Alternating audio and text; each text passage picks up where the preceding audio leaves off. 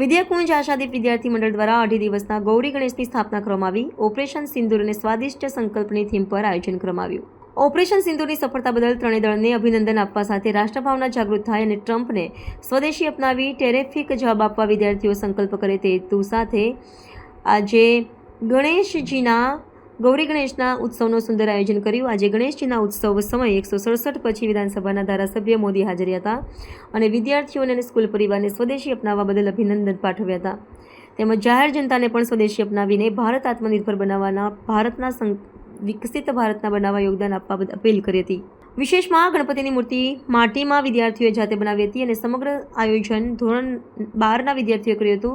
સંદીપભાઈ ચરખાવાલા અને મહેશભાઈ પટેલે માર્ગદર્શન આપ્યું હતું।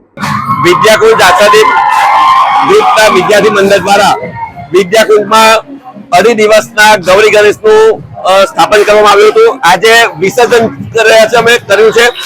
આજે ખાસ કરીને અમે જે ગણેશ ઉત્સવની સ્થાપના કરી, ગણપતિ સ્થાપના કરી એ રાષ્ટ્રીય ભાવના સાથે ઓપરેશન સિંદૂર અને વિશેષ કરીને સ્વદેશી અપનાવો આત્મનિર્ભર ભારત બનાવવા માટે સંકલ્પબદ્ધ કરીને આ ગણેશની સ્થાપના કરી હતી। અમે સર્વ વિદ્યાર્થીઓ, વાલી મંડળ અને જન સુધી લોકલ ફોર વોકલ નો સંદેશ આપ્યો છે। સાથે સાથે ટ્રમ્પના ટેરિફિક જવાબ સ્વદેશી અપનાવીને અમે આપીશું એવા સંકલ્પ સાથે આજે ગણપતિ દાદાનું વિસર્જન કર્યું છે। અમે વિદેશી વસ્તુનું પણ વિસર્જન કર્યું છે।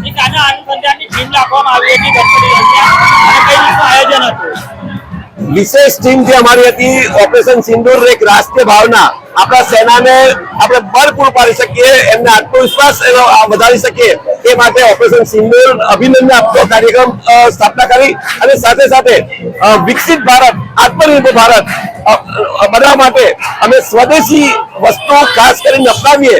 અમારા જીવનમાંથી જે કે વિદેશી વસ્તુ, જીવન જરૂરિયાતની વસ્તુ છે એનો ત્યાગ કરી અને સ્વદેશી અપનાવીએ એવા સંકલ્પ સાથે આ ગણપતિની સ્થાપના કરી હતી।